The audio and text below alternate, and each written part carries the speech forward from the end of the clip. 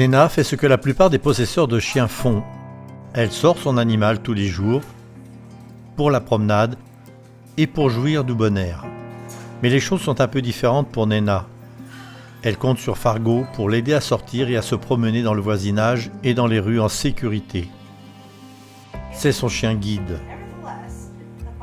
Nena et son époux Kevin sont tous deux aveugles. Ils vivent dans une tour de Toronto. Ce couple de Canadiens vit pratiquement comme tout le monde. Ils cuisinent et font le ménage chez eux. Nena fait commerce en ligne de vêtements en tricot, de savon fait maison et d'autres accessoires. Chacune de ces choses sont une débouchée artistique pour moi. Je tiens ce commerce parce que j'ai beaucoup de plaisir à créer de mes mains.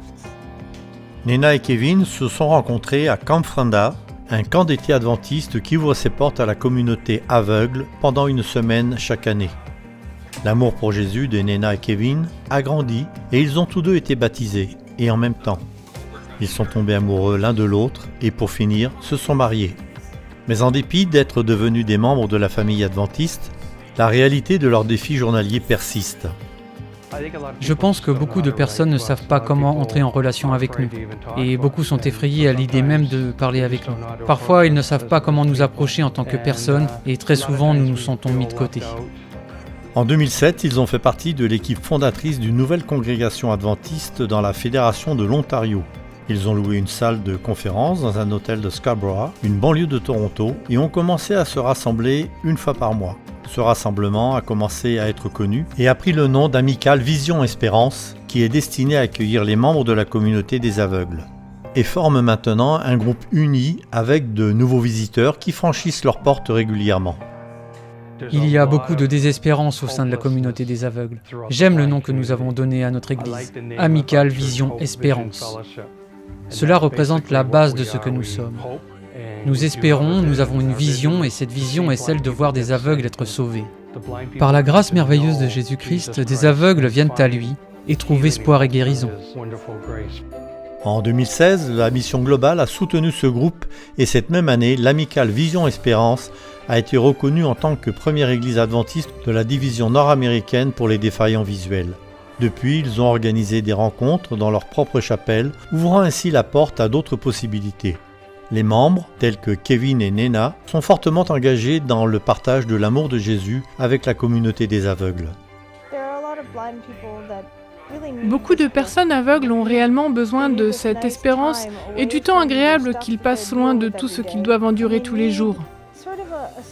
Ils ont besoin d'un petit refuge.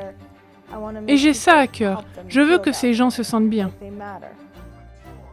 La plupart de ceux qui viennent ne sont pas adventistes, mais sont là parce qu'ils s'y sentent en sécurité. Ils viennent de différentes religions et de divers milieux socio-économiques. Cette congrégation ne s'intéresse pas uniquement à répondre aux besoins spirituels de cette communauté, mais elle est aussi attentive à ses besoins physiques. Pat, l'une des membres fondatrices, s'assure que les gens sont bien pris en charge. Elle donne aux nécessiteux des paquets de nourriture à emmener à la maison.